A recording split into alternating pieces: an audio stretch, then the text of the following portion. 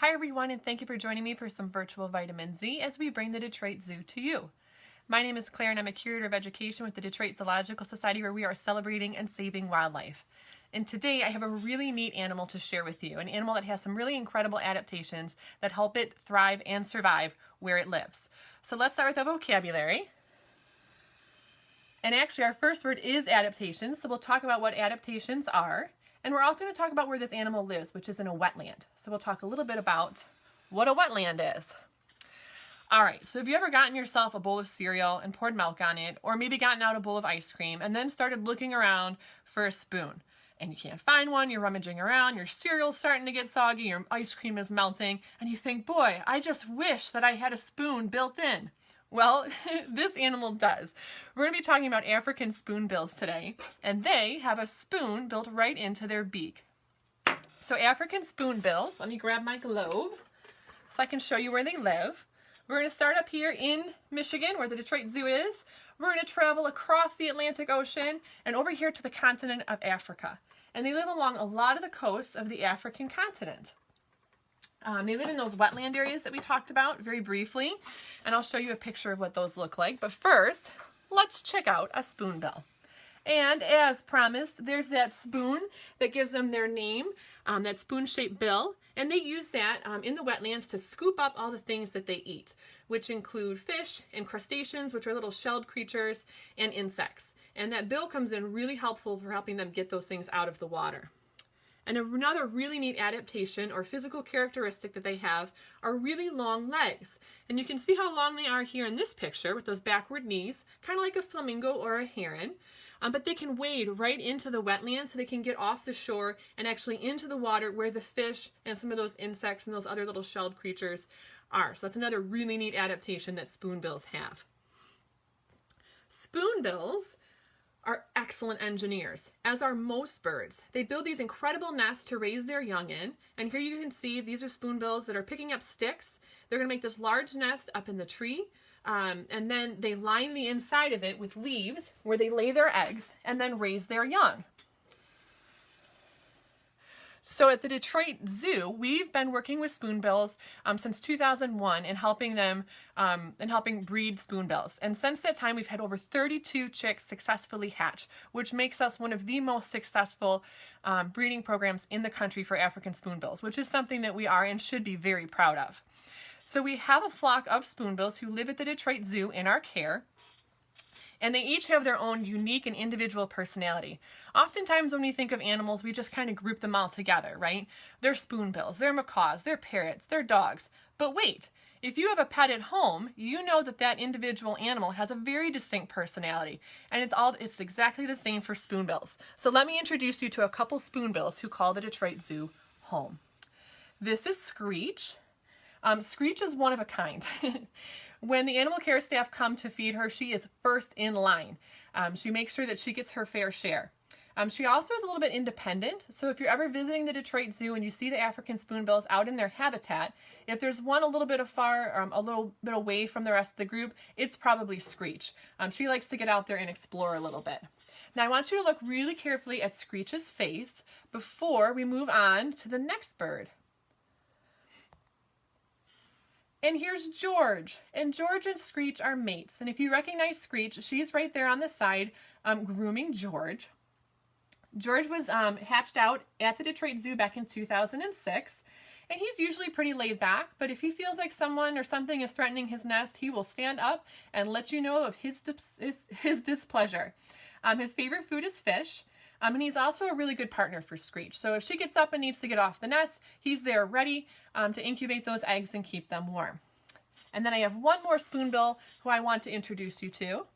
And if you're one of our Detroit Zoo Facebook fans, you might remember a picture of this African spoonbill from about last week. This is Elmer. Back in 2006, his parents had laid the egg and there was a little mishap and the egg became damaged.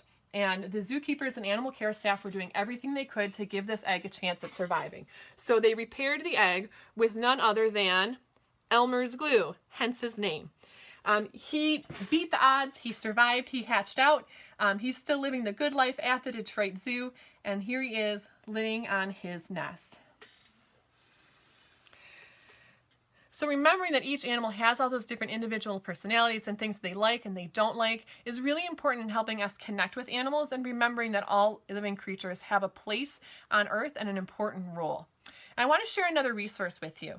This is a great resource if you like birds, if you ever find a bird in your backyard and you're trying to figure out what it is. But today we're going to look at it in the context of African spoonbills so I can show you a little bit more about them.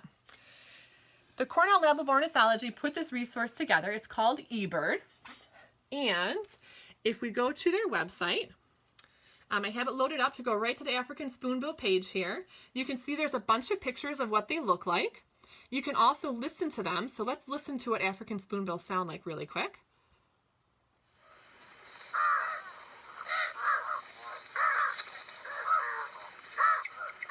You can hear there's a lot of other birds in the background, but you can definitely hear the spoonbills vocalizing. So it has that audio, and then if you go down here, it has a bunch of information about the African spoonbills. And you can see that there's 11,600 observations. That means people like you or I have gone out and observed animals, these birds, and then reported it back to eBird.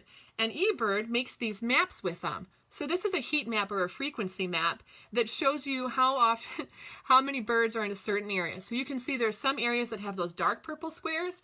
That's where a lot of spoonbills have been seen. And the light purple squares are like just a few. And this map is really important for conservationists who want to know how these populations of animals are doing. If they notice from year to year that all the boxes start getting more light purple, they know there's an issue. And if they see them getting really dark purple, they know that population's doing really well. And again, this map is populated based on observations from people like you and I who go out and make those observations and report them back in. So you can help, maybe not with African spoonbills, because we don't have them living in our backyards here in Michigan at least, but there's many, many other birds that you could help support. There's another 800 photos on here. Here's just a couple of the top photos, but I really want to share this video with you. This is an African spoonbill who is going to go into the wetland and use his awesome adaptation spoon-shaped beak to eat. You can see they kind of swing their head back and forth, side to side, scooping up all the things they want to eat out of the water. And those long legs are allowing them to go way out into the water so they can get all the fish that are out there. All those really cool adaptations kind of coming into one there. All right, so I wanted to share all of that with you. So do check out eBird if you ever find a bird around that you want to figure out what type of bird it is, or if you want to learn some more about it, or if you want to report some more information yourself. Okay, I have two activities for you today. One is a craft and one is a snack. So let's start with the craft first. Today, we're going to try painting with a feather. And I had this feather laying around, so I had it accessible. But if you don't, not to worry, I have a solution for you. I found some scrap paper. I folded it in half, and then I cut out a kind of circular shape, and then I made all these little fringes. So even if you don't have an actual feather, you can make your own. And I'm going to use watercolor today because feathers are kind of light and delicate, and watercolors are a light paint. And to use watercolors, you have to take your feather, and I'm going to dip it in my cup of water. I have a little recycled cup that I was using the other day. We're going to dip it in. I'm going to dip it in the paint. I'm going to pick blue because that's my favorite color, and it matches my shirt. And then I'm going to paint with this feather, which kind of gives a neat texture, and it's a little bit different from painting with a paintbrush. So, there we go. And I'm going to show you how similar actually the paper one is too. So here's my paper feather again. I'm going to dip it in the water. I'm going to dip it in the paint. And it actually has a very similar texture. Whoops, I got distracted. A very similar texture to the feathers. And if you have a whole bunch of smaller feathers, you could tape them onto the bottom of like a pencil or a stick and then use them to paint with if you don't want to use or if you don't have a larger feather. So there's a little bit of difference in there. And doing that kind of activity is a neat way to try a new media, and it's a new way to create textures. You could try it with different types of paint, or again with those different size feathers, or you can make different size feathers out of paper or other materials and see how those work. I also promised you a snack, right? And I'm not going to disappoint. So for the snack, you only need two things. You need pretzels and chocolate, and you could probably substitute with a variety of other things that you might have more available to you in the house, but that's what I had. So we made nests. Yesterday, my daughter who's in first grade made this nest up here. My daughter who's a preschooler made this one. She told me that this is a raft nest. So this one could float down the river, right? It's a built-in raft and a nest all in one, which I thought was very efficient. And then I made a nest down here out of the pretzels. And if I can give all of you a suggestion, if you're going to be making multiple stick nests, I would suggest you make them each on your own plate, because every time somebody bumps the tray, all the pretzels fall down. But we were persistent and we got our nest put together. We got some chocolate that had been left over from a couple weekends ago. I popped it in the microwave and I melted it. And then I used that chocolate, like a bird would use mud, to pack in those different areas between the pretzels and make the nests. And I promised the girls that we could eat these at our next meal. We might even pop a little bit of ice cream on it, but I did bring mine so you could see exactly what it looked like. And there we go. It actually held together pretty well for a chocolate pretzel nest. So we covered a bunch of different things today. We talked a lot about adaptations and how different adaptations on different animals help them survive. Some are physical adaptations like the ones we saw today, that spoon-shaped bill, those long legs that all help them survive. Some are behaviors that they do, and we saw that too with how the spoonbill was sweeping their head back and forth and using that spoon to scoop up those different animals that they wanted to eat. We practiced our fine motor skills with both of our crafts and stacking pretzels and also painting with feathers, which is a unique way to paint and something fun to try. And we also thought about animals as individuals, remembering that they're each unique, they have their different perspectives and their different personalities, and celebrating all of those. So today at 1, my colleague Sandy will be on sharing some more information about things that you can do with animals at home, companion animals, and enriching their lives. And at 4 o'clock, my colleague Zara will be on, and she'll be sharing some information about the Arctic foxes who live at the Detroit Zoo. And until then, the closest I'm going to get to being a spoonbill is probably going to look something like this.